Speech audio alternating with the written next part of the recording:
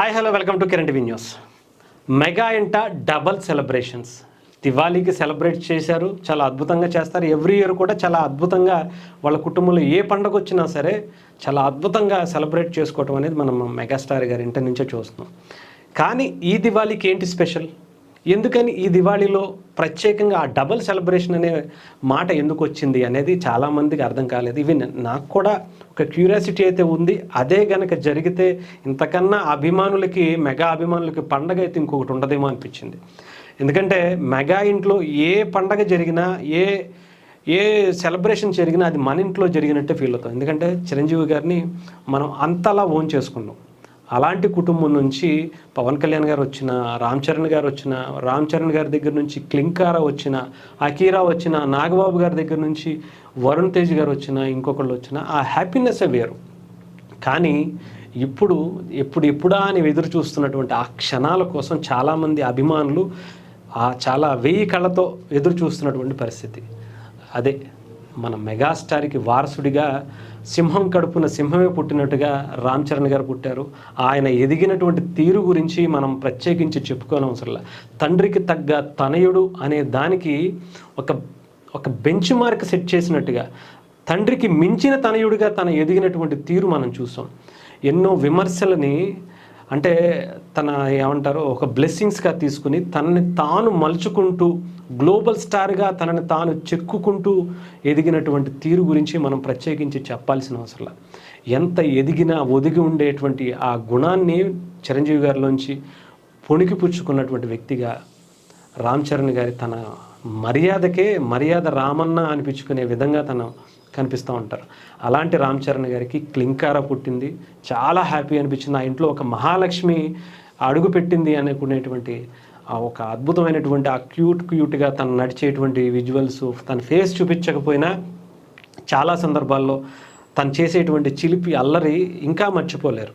కానీ ఇప్పుడు అసలు మెగాస్టార్ వారసుడు మరొకసారి అడుగు పెట్టడానికి సిద్ధంగా ఉన్నట్టుగా ఉండేటువంటి ఒక వీడియో సోషల్ మీడియాలో వైరల్ అవుతుంది. అదే ఉపాసన గారు పెట్టినటువంటి వీడియో. అదేంటంటే ఒకసారి మీకు చదివి వినిపిస్తాను. This Diwali was all about double the celebrations, double the love and double the blessings అని చెప్పేసి పెట్టారు. దీంట్లో మీరు వీడియో కూడా చూడొచ్చు చాలా క్లియర్గా. ఇక్కడ ఉపాసన గారు సెంటర్ ఆఫ్ అట్రాక్షన్గా మారారు.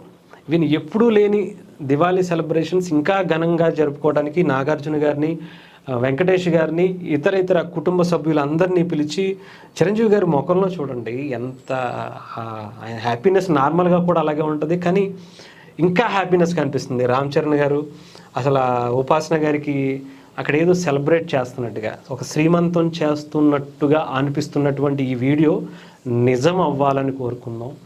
ఆయన అభిమానులకి అది ఒక పండగ, ఆ కుటుంబానికే కాదు, ఆ కుటుంబాన్ని అభిమానించే చాలామంది అభిమానులకి అది ఒక పండగ వాతావరణం అని చెప్పాలి. అంజనమ్మ గారు, ఆ కుటుంబం అంతా కూడా ఇప్పుడు ఎలా చూస్తున్నారు అంటే చూడండి, మీకు అర్థమైపోయి ఉంటుంది. ఇది నాకు తెలిసి శ్రీమంతమేమో అనిపించింది.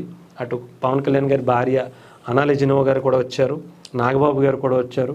సో అంతేకాదు లాస్ట్లో వరుణ్ తేజ్ గారు, ఆయన కుటుంబం, ఆయన చిన్న బాబు. లాస్ట్లో మీకు ఒక వర్డ్ కూడా చూపిస్తాను. Celebrating new blessing beginning, okay right, new beginning అని చెప్పి పెట్టారు. సో ఒక కొత్త వారసుడు మెగా ఇంట అడుగు పెట్టబోతున్నాడు. రామ్ చరణ్ గారికి ఒక కొడుకు పుడితే సింహం కడుపున సింహమే పుట్టినట్టుగా మెగాస్టార్కి రామ్ చరణ్ గారు పుట్టినట్టుగా రామ్ చరణ్ గారికి తన కొడుకు పుడితే తన నటనకి వారసుడిగా రామ్ చరణ్ గారి మీద ఎంత ప్రేమ ఉంటుందో అంత ప్రేమని ఆ కొడుకు రూపంలో చూడాలి. డెఫినెట్గా క్లింకారా ఆ ఫీల్ని మనం ఎంజాయ్ చేసాం. కానీ ఒక కొడుకు ఉంటే బాగుంటుంది కదా అనే ఒక హ్యాపీనెస్కి ఇది నిజం అవ్వాలని కోరుకుందాం. సో డెఫినెట్గా అన్నీ మంచి శకునాలే, అన్నీ మంచి హ్యాపీ న్యూస్లే రావాలి. ఆ ఇంట ఎప్పుడు కూడా 10 మందికి సహాయం చేసేటువంటి ఆ చెయ్యి ఎప్పుడూ కూడా హ్యాపీగా ఉండాలని కోరుకుందాం.